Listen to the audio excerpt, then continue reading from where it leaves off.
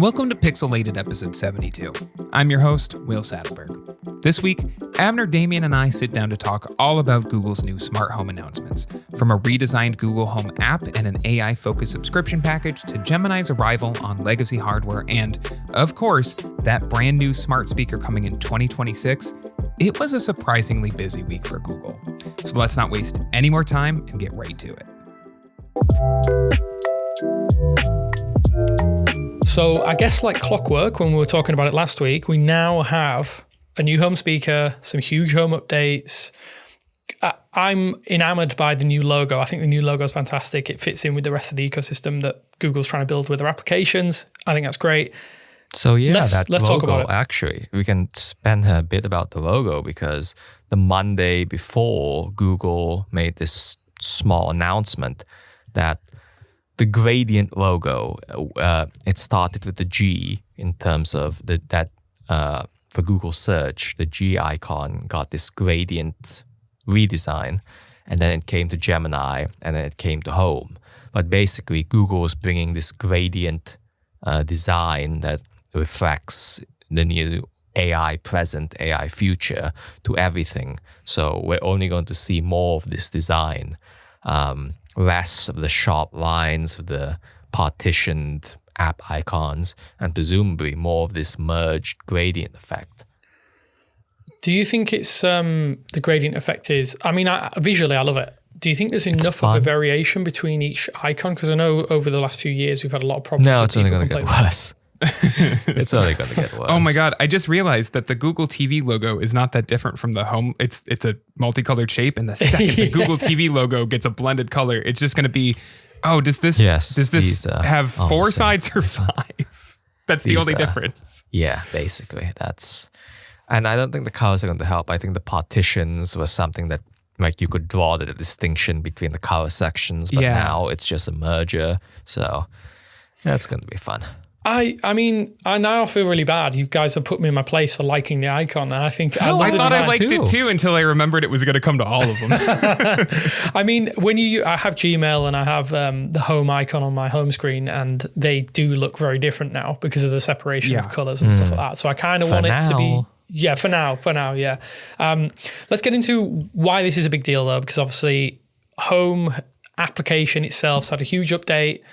It's probably going to get a lot of features in the next couple of months that I think we were kind of talking a little bit last week, Will, about this, that the home application almost has held back a lot of the cool things that the Google Home system can do. Yeah. Then we have the speaker. We'll get into that in a little bit later because that's coming later down the line. Just give me an overview, Abner, because I know you're deep in on this, what this new application is going to do for us in terms of like usability, accessibility, and even like launch speed. I've noticed that's a huge upgrade straight away. So zooming out, this new system, I would call it Gemini it's called Gemini for Home. This is the new smart home effort for the foreseeable future. So basically, Gemini for Home adds Gemini to Google Home. And as part of that, they rebuilt this system to be the underlying architecture to be more stable, to be faster, etc., etc. But I think the real thing that they want to do is to have actual intelligence versus this structured thing. So I guess we can look at it two ways. Your choice, do you understand the voice assistant or do you understand the camera stuff? Let's get on to the voice assistant because I think this is, to me, this is the huge thing. This is the one where I'm genuinely excited for this because I'm the kind of idiot who talks himself out loud and I love speaking to Gemini like a psychopath. So yeah, LLMs, large language models, Gemini models are now powering this full Google Assistant replacement. There's no such thing called Google Assistant anymore. Now it's the trend line. At a point, it does seem that Google wanted to keep the Google Assistant brand around, but I think fortunately that's no longer the case. Yeah. They're all in on Gemini, and yeah, you can, like you have been doing on your phones for the past year or so, you can ask prompts, you can ask questions, commands in any conversational manner you want. There's no this command structure, this structured way. You remembering devices, you remembering the name of devices, the rooms they're in, that's no longer needed. You can just, the end goal is really just speaking how you would to a person. And I think that's a huge thing. I don't know if you suffer from this, Will, because I think I talked about it last week, is that if you don't rename things in your home sensibly, you can just get caught in this kind of Google Assistant limbo where you're asking, turn on the living room light or turn on the lamp in the corner office, and it doesn't want to play ball. Like, I have an enormous amount of devices in my house, and the amount of times where I have to rename them because I call it the wrong thing, or I've closely renamed something, like the names are too similar. Like, I don't know, office light and office lamp, and the assistant's like, I don't know, you want the kitchen light on? I don't care. We're going to throw something on.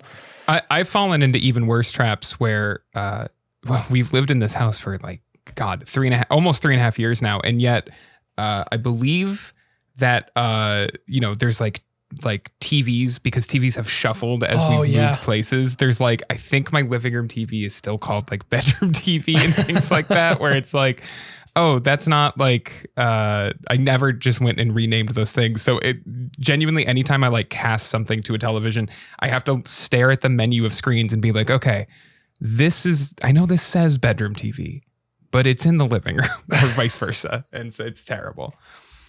I definitely feel that, because I move my Nest Hubs around. I don't know why. I think it's kind of like, exactly. I get an ultimatum, and it's like, you have to move this out of this room for my partner. And she's like, get it out of my sight. I don't want to see this. Yeah. So I have a lot of Nest devices, where I have one in the kitchen, which is still named Office Nest Mini. Exactly. And I have Bedroom Nest Hub, which is in my living room. So once I get to grips with that, that's great. But I feel like, like you said, like you alluded to, Abner, with Gemini, the way that you can have that natural conversation, just to me, is going to make my life so much easier. Yeah, you'll absolutely benefit from how this Gemini, which Google did optimize from the phone version, is meant to be spatially aware. Right. It's meant to work instead of a personal thing on phones where it's a one-to-one, it's meant to be communal. You're supposed to be able to, anybody in your household is able to interact with it. So those are the two things that Google did to optimize this Gemini for home. So it'll be just Gemini, though the hot word is still Hey Google.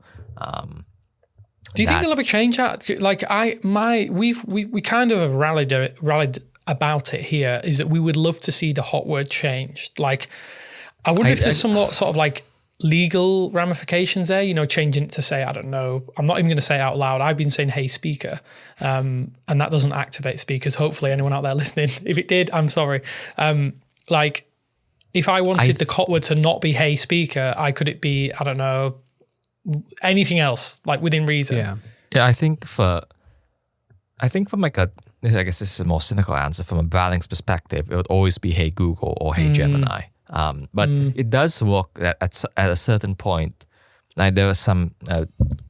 It did work Hey Gemini was in active consideration, and I don't know, maybe they'll still do it. But the fact that they haven't yet, I feel like they're sticking with Hey Google at this point. I thought if they were going to do it, this would be the time, and they didn't do it. And so I have given up hope. As much as I hate the current wake phrase, it feels like it's caught in my throat every single time I say it. Like I'm coughing it up. And, Gemini is a syllable longer, but it sure rolls off my tongue better. So I really wish I don't need custom wake words necessarily. I just wish I could maybe toggle between the two the way that Amazon allows you to toggle between, I think, 3 presets on Echo devices with Alexa. I would love to see, at the very least, just flipping between these two. But they clearly see it as a good branding exercise, and it's hard to argue with that, I suppose. So in terms of the functionality, then this is going to work just like from what I can see externally, and I've not delved too deeply into it. I've kind of had a surface level look at it and have a little bit of knowledge, but for me, this seems very, very similar to how Gemini is going to get rolled out in Android Auto, which it technically is overdue, right? Are we still technically in summer? I'm not sure. In the UK, we're definitely not. No, summer's over for us here too. They hit the Gemini for TV a week or two back, but the last remaining one is Android Auto. Yeah, because this obviously, if anyone out there has seen Gemini and Android Auto, go check out. There's a video on the channel that we did a deep dive. We managed to see that at I.O. The interface and the experience seems very similar, from what I can tell, to how it's going to work with your smart home speakers. And obviously, the closest approximation we have currently is the Pixel tablet. And at least from the Pixel tablet experience I've been having with Gemini, absolutely fantastic. It is technically a different device with more capable hardware. How I know Google is, and they deserve a lot of credit for this. They're going to roll specific aspects of Gemini back to the original Google Home, I believe. Is it the original Home? It was the original Google Home in 2016. I'd go further in saying that for the most part. So what you're referring to is Gemini Live. Yes. Is only available for newer hardware. And they insinuated to us that Gemini Live has more complex hardware requirements, which I guess I can see that. But the base Google Assistant experience you're familiar with will be infused with Gemini, will be infused with LLMs, those command sets. That's coming to every single device from 2016 onward, from the original Google. Everything that Google has made in the past almost decade will be getting that experience. And that is a significant upgrade. I don't think that Alexa has been able to match either during their transition. But yeah, it's good for customers. It's absolutely good for customers. I do definitely want to see what the original experience on the original Google Home looks like in terms of those hardwares are not from whether they're capable, but more so from how they've degraded in the past 10 years in a way that all hardware will degrade in that time span. So that should be a very interesting test. Well, even my Nest Hub Max, I have my eyebrow is raised a little bit because navigating through the UI alone is laggy and feels really sluggish. Which is not changing today. I hope so. I'm waiting to see how that comes through. Yeah, so, the core Nest Smart Display UI, we're told is not going to change. We'll see.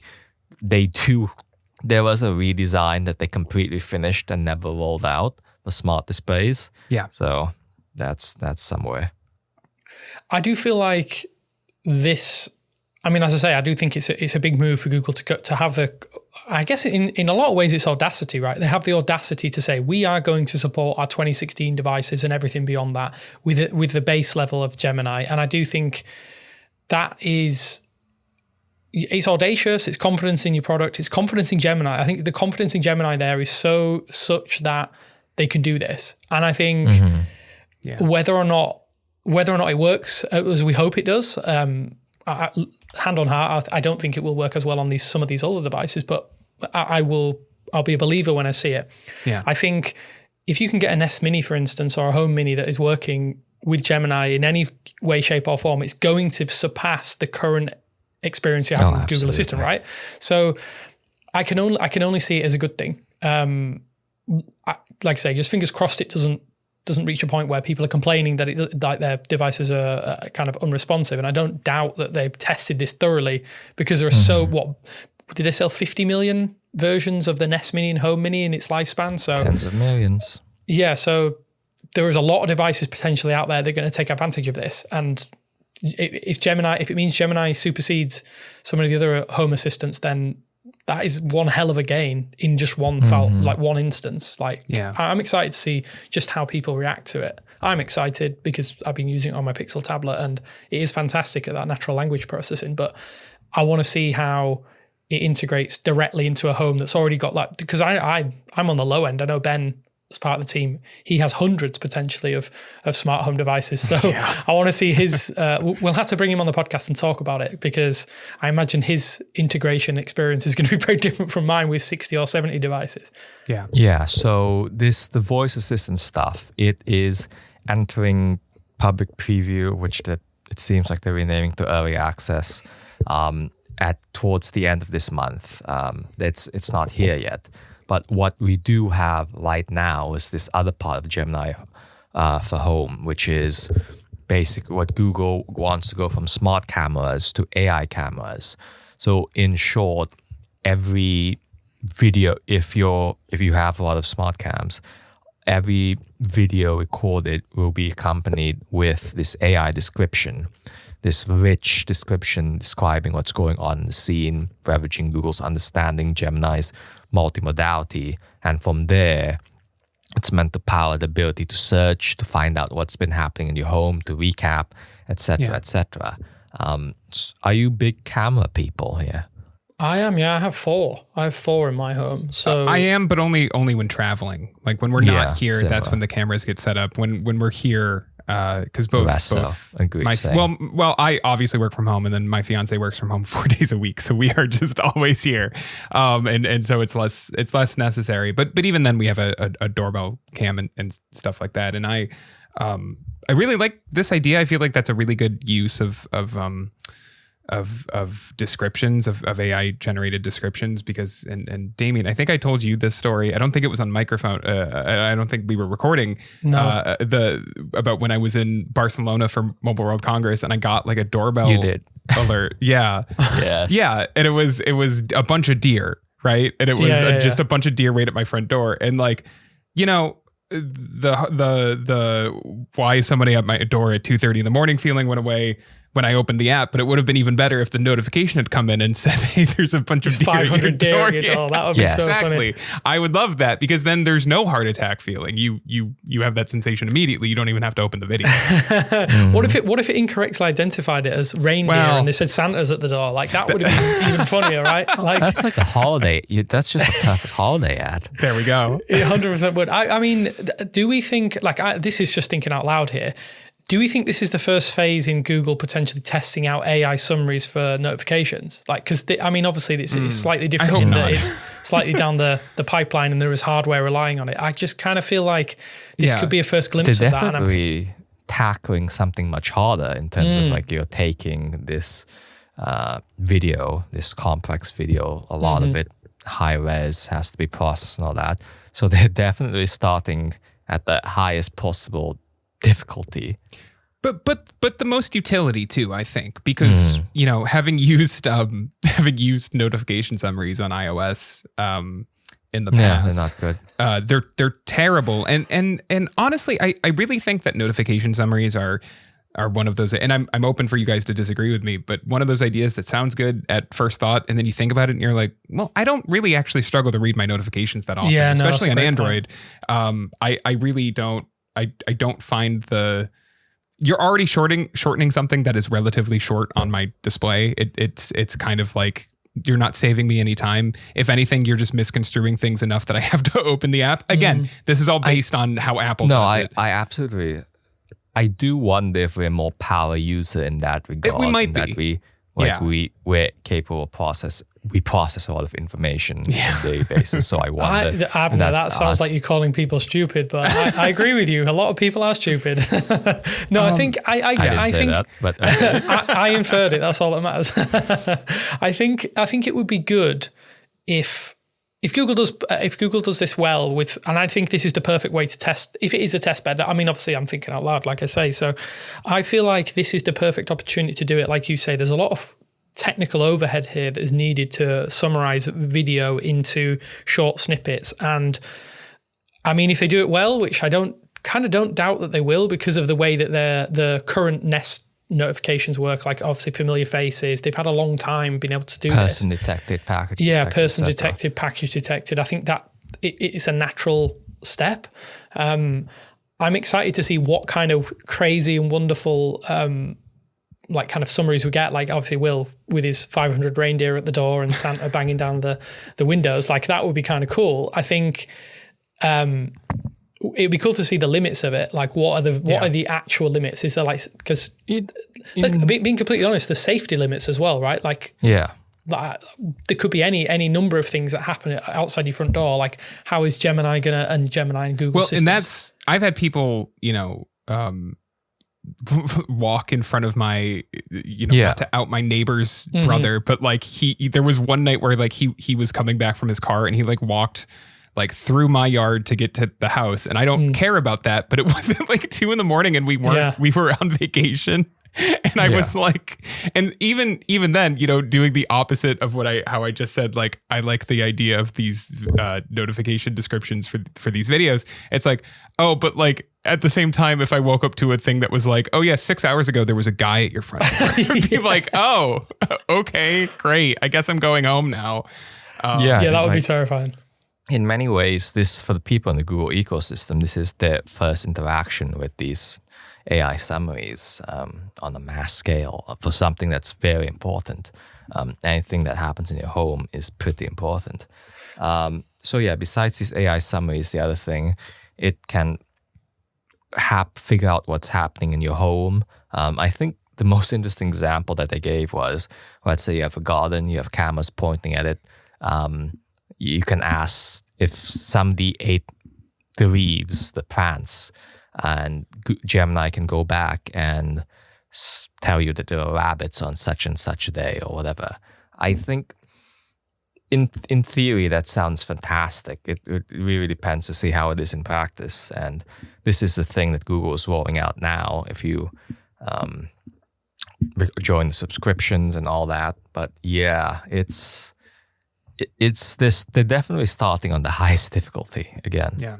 Is specific hardware needed for this? Because I wasn't really clear of how that's going to work. Do you need to have the new AI cameras, or do existing hardware, like I already have a lot of Nest hardware already, is that kind of, am I going to be able to access this with the premium tier that I'm subscribed to, or do I need to have specific hardware for it? So yeah, let's start there in terms.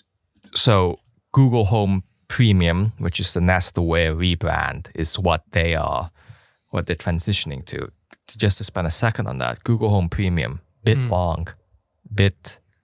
Yeah, I get what you're saying. Yeah, especially because it's Nest, right? It feels weird. Yeah. Then there's technically it's Google Home Premium Standard and Google Home Premium Advanced, which four things in the name is too much. But on the other side, if you are a Google AI Pro subscriber or you're paying $20 a month, you do get Home Premium for free. Basically, it's included in your bundle. Yeah. And to make this a tangent, we're finally seeing AI Pro come together in that.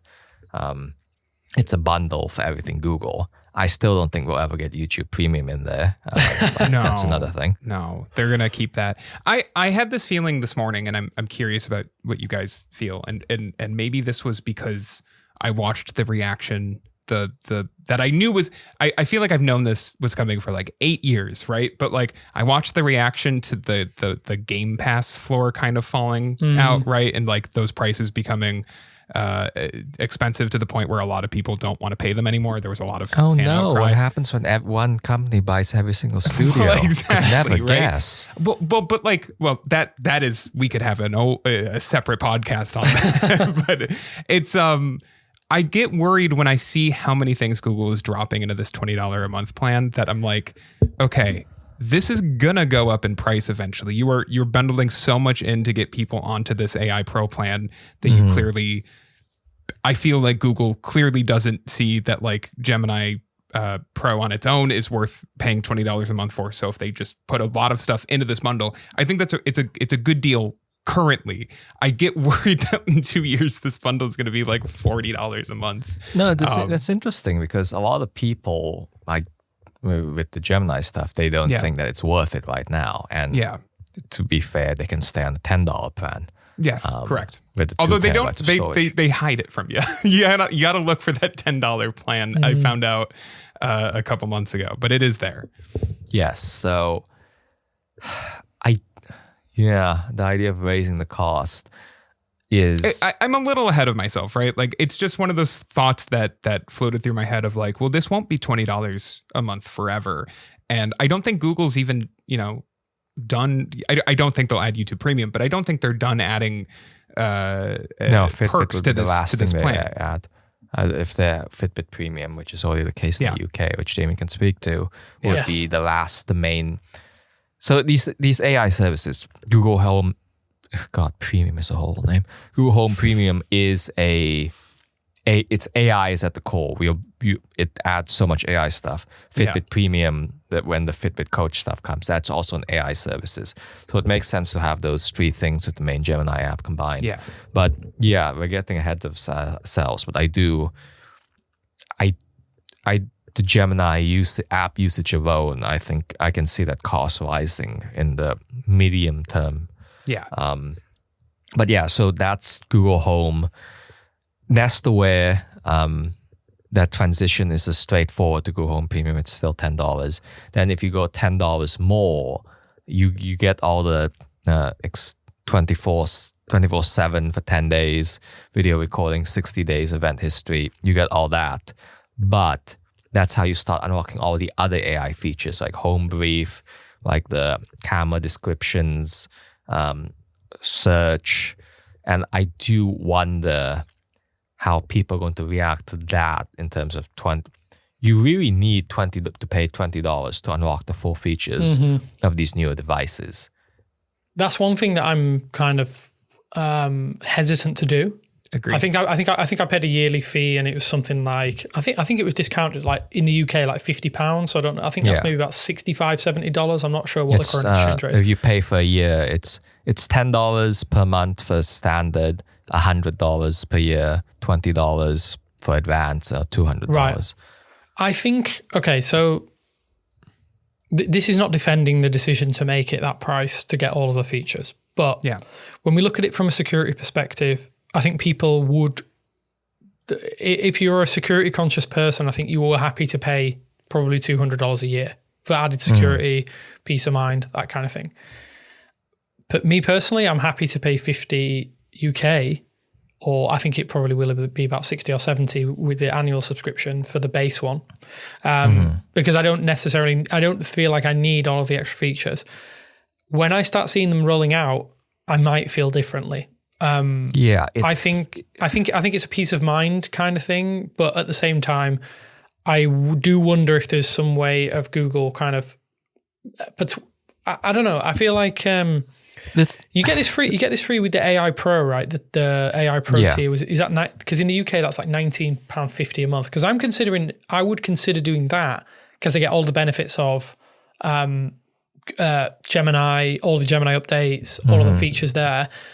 And then also this on top with the extras of Fitbit Premium and all of the 24/7 recording. Like that I can potentially see. But as if it's being kind of touted as its own thing, which I think is a little bit confusing, I wouldn't pay that separately. No, I think with all the extras it is worth it. Makes a lot of sense. Yeah. You'd be just go for the bundle at $20 a month. And the thing with other previous upsells, and especially with Nest Aware before, well, I don't know if people appreciate it, but $10 is getting you a lot of AI processing that Google has to do on its side. Like these descriptions, media files are very complex, and this is a lot of processing that they're doing on the cloud. So there is an actual value for all this stuff. Yeah. But maybe on-device AI will change that in the medium-term future, but we're not there yet. If you want the best possible quality, it has to be in the cloud, and there's a real value to that. But I do wonder if people will see that. I do also, you raise a good point in terms of that on-device processing. Do we ever get a Tensor-powered home device? I mean, I wouldn't rule it out at this point in time. I wonder how much that would cost. Yeah. It would have to be something like the Pixel tablet again. I could see it happening. But like, as I keep complaining about. A full SoC in the camera with cooling, it has the benefit of constant power, but I don't know, 64 gigs of memory, RAM, all that. I think that would be a true smart camera. I could see it. I can honestly see it happening. I can see it happening. I mean, depending on how many leaps we see from tensor processors over the next 5 to 6 years. So let's get into some of the actual hardware then, because there were some announcements here which kind of they caught me by surprise initially. I just thought, the Gemini's coming to smart speakers, but Google was like, here, have some hardware as well. Throw some hardware in there. Let's get the cameras out of the way. They look exactly. There's a new doorbell. There's a new Nest Cam indoor, Nest Cam outdoor. Looks exactly the same. Google definitely made the point of saying that you can easily upgrade all your stuff with the existing mounts and all that. 2K is the big sell here from 1080p.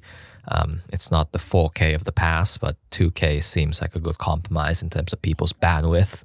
But yeah, so looks the same. There's this very red berry color, which is a bit much.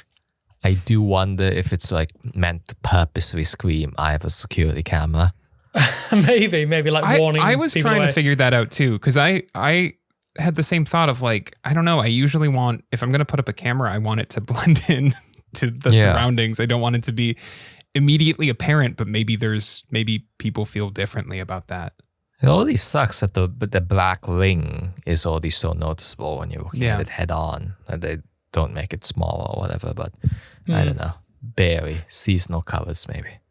Yeah, that's a good point. I do agree there's probably some sentiment that having a bright red camera means it can't be misconstrued as anything else. Like maybe there's a reason why they've made it that color, but it's a nice color. I can't deny that. We complain that Google doesn't make enough red products and red kind of colors, and they've done it with a camera of all things, which is. I was going to say, I don't know if this is what I meant when I was like make more red devices. You want a red Pixel? No, here, have a Nest indoor cam, bright red. Like it seems a bit like counterintuitive, but hey, at least we know they can make a lovely red color, whether or not it's the product we want it to be. I mean, the biggest disappointment is I know that Google said they were not going to do the Nest doorbell wired for outside of the US. I'm a little bit disappointed that I can't get a wired doorbell here apart from the first gen still. We'll see how. I guess the context of them making new home hardware is that they obviously retreated from the thermostat outside the US, which is a real shame. They cited the UK and European, I think complexities was the word they used, that we'll see. But they are all in on cameras. I'll give them that. And it is an easier thing for them to sell. So hopefully they will expand it over time, especially if this Gemini thing gives them a meaningful boost. If the AI stuff is a meaningful competitive differentiator versus Amazon and whatnot. Yeah. Yeah, I mean, there was a lot of hardware out there, isn't there? I think obviously Google needs to keep putting out cameras in a lot, like just logically, because Amazon drops like 50 different variations of every single camera that has ever existed, right? This week. Yes, this week's the timing. We'll get on the timing in a bit, but I think a worthy mention to the US is this Walmart On stuff. $20 home indoor camera, $50, was it doorbell? Or my mind escapes me, but it's $50 to $20 hardware, which is crazy cheap. In essence, Walmart, like their streaming devices, is making the hardware, the mass affordable hardware, and it does look like they're offloading all the processing, all the software to Google, which honestly good because they have the expertise. Do you think people are going to be annoyed about the 2K thing? I know you briefly mentioned it. I think my thought process is obviously now, again, thinking out loud. I tend to do this a lot on this podcast, which is a bad thing. Good for entertainment, I guess. The idea that you'd have a 2K video when we're in a 4K video era seems silly. The processing. But I guess my first thought is the bandwidth, the processing. When everybody in the States has gigabit internet, we can reassess. But I don't think we're there quite there yet.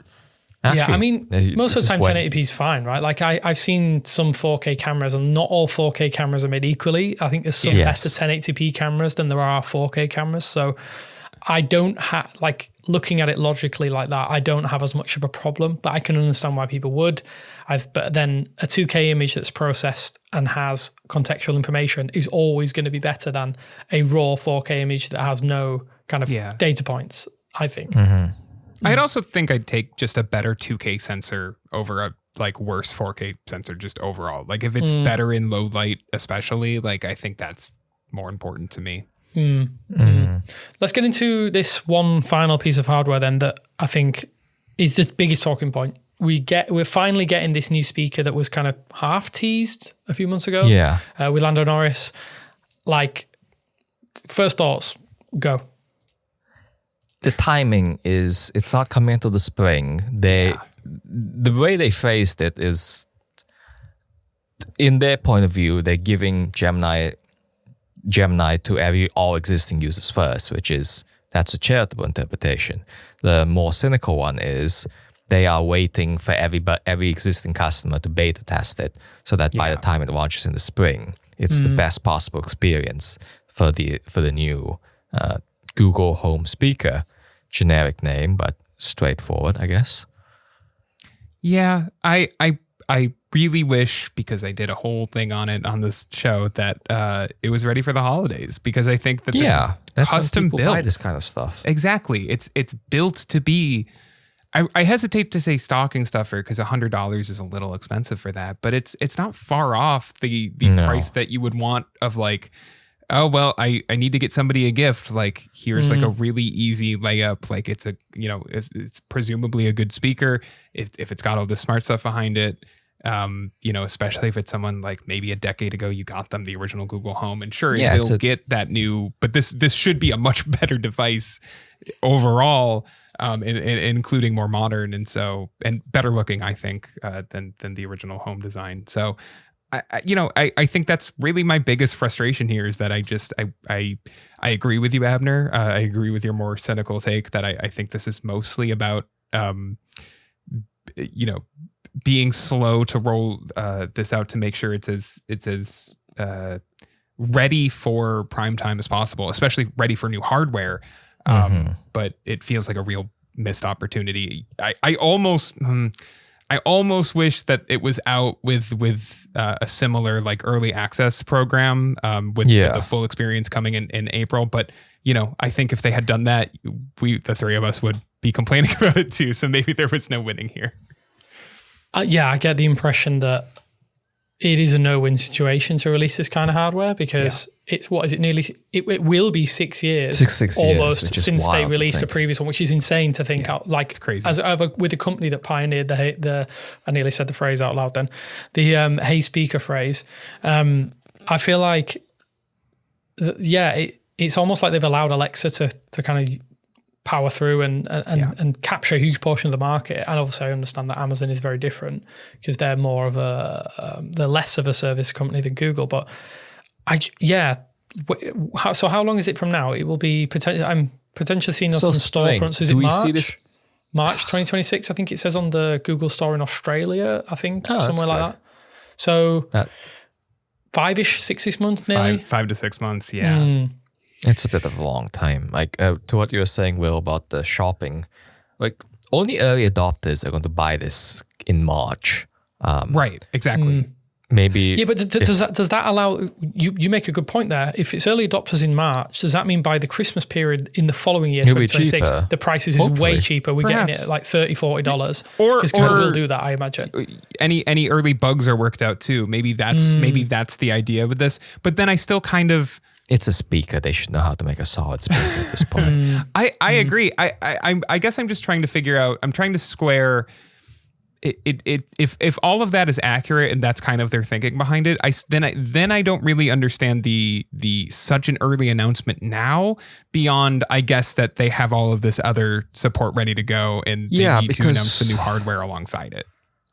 Honestly, they could have announced it at I/O and made that a big thing. They could, if they wanted a mid-year cycle for hardware, the speaker would have absolutely read that with same day availability or whatever.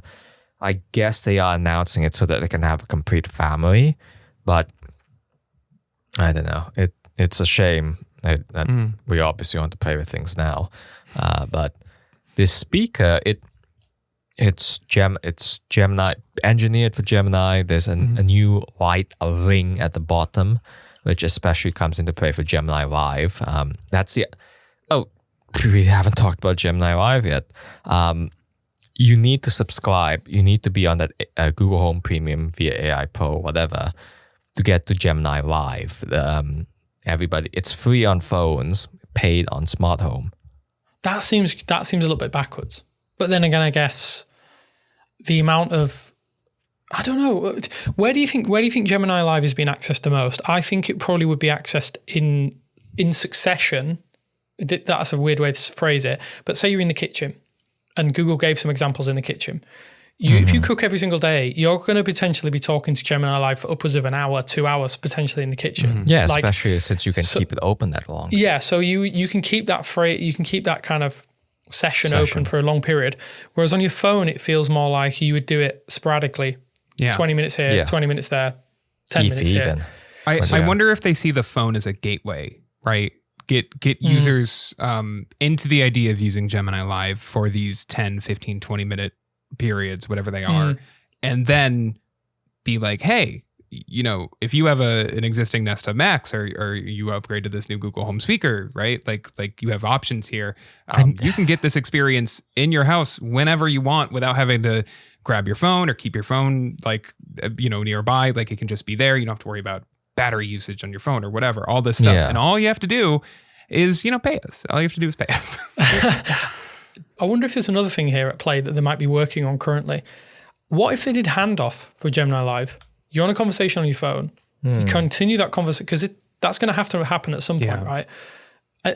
Is this the way that they kind of do that? They bridge that gap. It's like, okay, eventually there's going to come a point we have to pay for this because you want to carry your conversations on your home speaker and around the home. Like, because I could see that being really, really popular. Like that is like Her, the film, which we all talk about whenever we talk about these AI chatbot Nobody AIs. has watched the bloody ending, apparently. But neither you or everybody has conveniently forgotten how that movie ends, but whatever. Anyways, to your point. Okay, so at the grand zooming out, there's Gemini and there's Gemini Live. Right. Gemini has a voice experience on speakers. It's exclusively a voice experience. And there's Gemini Live, which I think Google's best branding is to to familiarize people with it, is to say you're having a phone call with Gemini. In the long term, I don't think these two things stay separate. It doesn't. I think there's too much confusion and cognitive load for people to have why they're two different voice experiences. Maybe the phone call is what sells it to them as that's a deeper experience, but I have to feel in the long term that they get combined, that you just get one voice experience. And with that, taken to the logical extreme, when it becomes combined, I know this is probably a few years down the road, how are you going to tier that? How are you going to make people realize they have to pay for something different? I don't know. To me, it's a bit, paying for Gemini Live seems like a bit much in this current iteration. Yeah. I mean, how many people are relying on Gemini Live to the point where they would pay for it, pay $20 a month just to have Gemini Live on a speaker, then paid another $100 for and potentially bought multiple? Because I don't know, that is a big expectation for people to be paying to have an experience like that. I think you can see why people potentially be annoyed. Like I've seen there's comments on site at the moment where there's obviously some people fall on the side of it's potentially going to be worth the money, and some people say it's absolutely complete waste of money. But there's a lot of question marks just in general about AI, and I do wonder what the end goal is for a lot of these companies. Like, can they continue to give away certain things for free and then expect people to pay? Like, I don't know. I think I would be more inclined to do it for professional reasons, not for personal reasons. Do you know what I mean? Mm-hmm. Like, to access certain tools, it's highly unlikely that I'd do it just because I can follow a recipe, because I have recipe books that I don't read as it is. So it would force me to go analog as opposed to digital. So it's going to be fascinating to see what happens in this next 6 months, how the opinion kind of ebbs and flows as people see this hardware. I think a lot of people were desperate for hardware, like we talked about multiple times on the podcast. Are they desperate enough to pay to get access to Gemini Live? And if are they desperate to pay and then not get access to Gemini Live? I don't know. Yeah. Well, it's full circle, right? Like it's exactly why Google is adding, why Google's AI Pro plan has other perks to it, because they know that nobody is, or very few people are going to just pay for, improved Gemini performance right now. Mm. So this is very much like the groundwork being laid for the next 10, 20 years of what Google sees as its strategy towards monetization. The question is, can they pull it off? And I don't think we have any way of knowing, because I don't think right now that these assistants are really worth paying a monthly subscription fee on their own. I think it's nice that you get this along with a ton of other perks, including cloud storage and this new home plan and so on and so forth. But I don't know. I really am curious to see when Google finally gets it to the point, if Google can get it to the point where people want to pay for the service, even maybe on its own. Maybe, who knows what these subscription plans look like. And at the same time, Google also has to keep in mind that they need to overcome not just these early days of Gen AI, but also subscription fatigue in general, right? They're not just going up against, ChatGPT's $20 a month plan, but they're going up against the fact that you have Netflix and Disney and all these other, and Spotify and all of these other companies taking a chunk of your income every month for the services they provide, and those are not getting cheaper either. And so I'm curious to see where this all ends up, because I could see it succeeding. I could see it kind of spinning its wheels for a while. I don't know. Yeah, I suppose that comes back to Google Assistant. The Google Assistant kind of stagnated for a long period of time, and obviously that's because Gemini was going to supersede it. Yeah. There's not going to be much that supersedes Gemini, so it's kind of like a war of attrition with people, I guess. We're going to be here talking it, discussing it, and ruminating over these thoughts all the time. But let me talk about the hardware, because I want to get into this. What do you guys think in terms of the design of it? Because to me, there's a couple of press shots of this where they're using a yarn fabric cover, and it literally looks like a ball of yarn with a string of it is yarn. That's not a word I would use in England. I think it would be more like just thread. But it's so generic, it's hard to describe. I'm annoyed that the HomePod Mini comparisons are pretty apt. Like I'm annoyed that what? No, it looks like a Nest Wi-Fi or whatever. Just covered in this finish. And then I pulled up, I pulled up an image of the HomePod Mini to refresh my memory, because I don't have one. Pretty. And I was like, oh, I see it. I do see the comparisons. Yeah, just upside down HomePod Mini. Yeah. Basically, all of it is covered in fabric, but the base with the aforementioned light ring, it is pretty generic.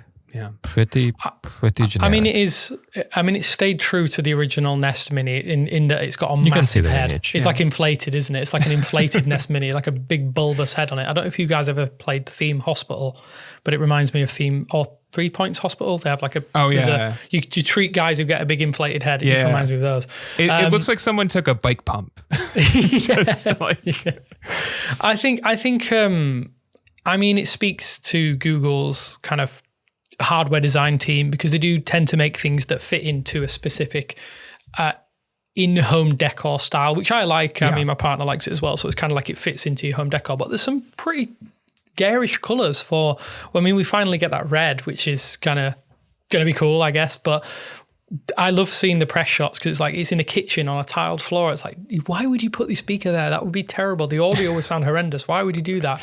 But the light bar, is that going to work when you're not interacting with Gemini Live, or is that just for Gemini Live? That's one thing I'm questioning, because I quite like the fact that I'm sure they'll give us controls to turn it off. I probably won't have it active, because it will just be really, really irritating in darkened rooms. Yeah, I guess to me it is one of those products that is designed to kind of just blend into the background, and I am curious about how the RGB ring adds to that, because it feels at odds with the goal of the rest of the design kind of not being something you notice ever, right? And so but you need it at the same time. You need some kind of visual indicator to represent all of these actions, and all of these other, all of Google's other rivals use this same idea, and Google has basically done the same thing in the past with lights on top of the speaker, or anything like that. I don't know. I'm curious. I guess as long as I can kind of customize how that light shows up, even if it's not fully off, but I can adjust the brightness. Can maybe even if it was just when we hit sunset time, like local sunset time, maybe it goes into a dim mode or something. That would probably be appreciated, but I don't know. The design's okay. Like comparisons aside, it kind of just looks like a generic idea of a smart speaker of the last 10 years. Like, this is what they've all sort of morphed into. I would like to see more colors. I hope, especially with such a weight, I kind of wish Google was launching this with 8 colors to really, blend into the idea of this will match we have a way to make this match, your room. And the way, didn't they, with the original home, didn't it have replaceable bases? Yeah, bases. And they sold a bunch of them. And I that would have been a smart idea to kind of bring back in some way. But absent that, I'd like to see more colors than, our living room is fairly navy blue themed.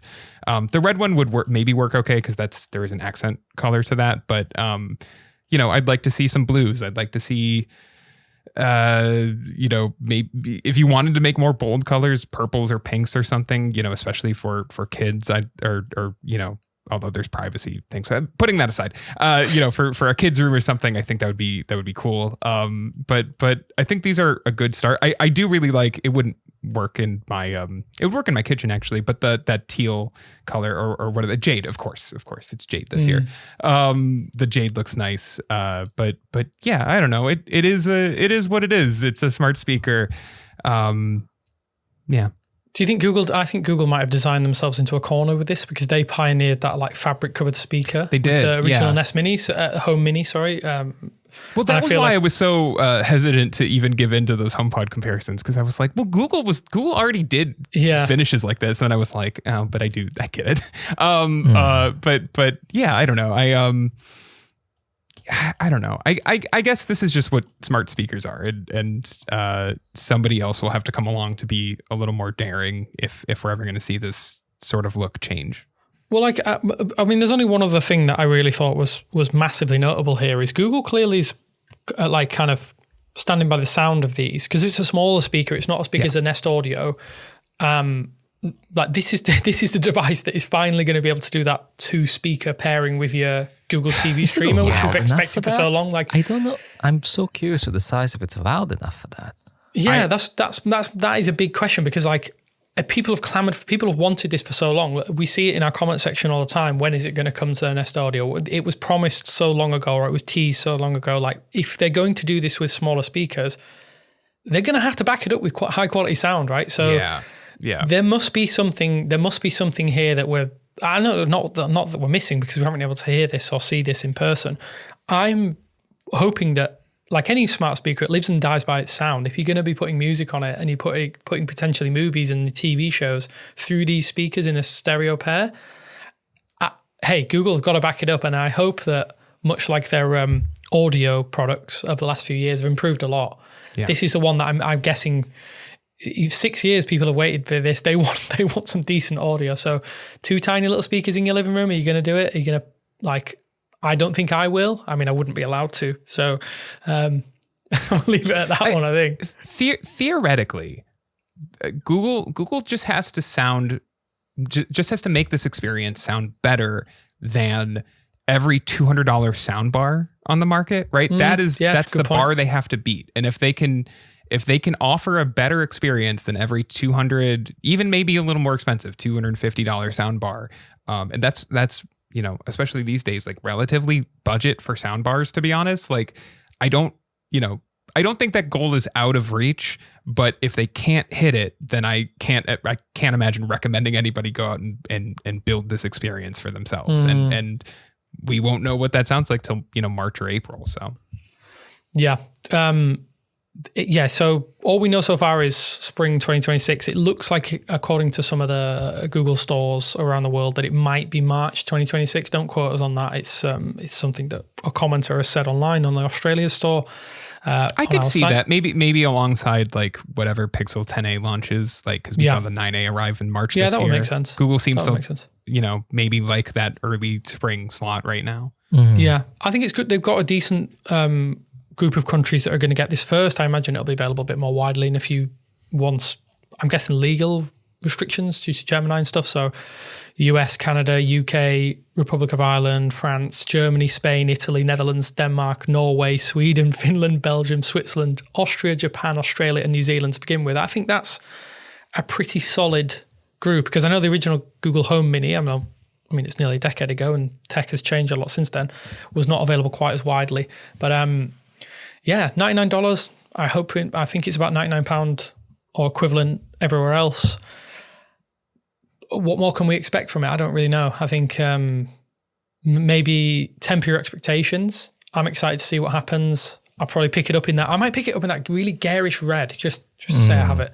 And maybe put it on my shelf and speak to it on a day-to-day basis. But yeah, that's the Google Home. Oh, there's a hell of a lot of smart homes talk there, right? And I'm sure we'll get to grips with things over the next few weeks. If you're on the public preview, or if you're not, go and do that on your device right now. I think is it tap your profile icon, Abner, on the Home app, and then you can join the public preview to potentially get the new update and a few other extras as well. But yeah, love talking smart home because I'm a smart home guy. But thanks for joining me, guys. I really, really appreciate it. And yeah, we'll be back with more smart home content hopefully in the coming weeks and months. We'll have it until everything launches. We'll keep talking about it. Of course, of course.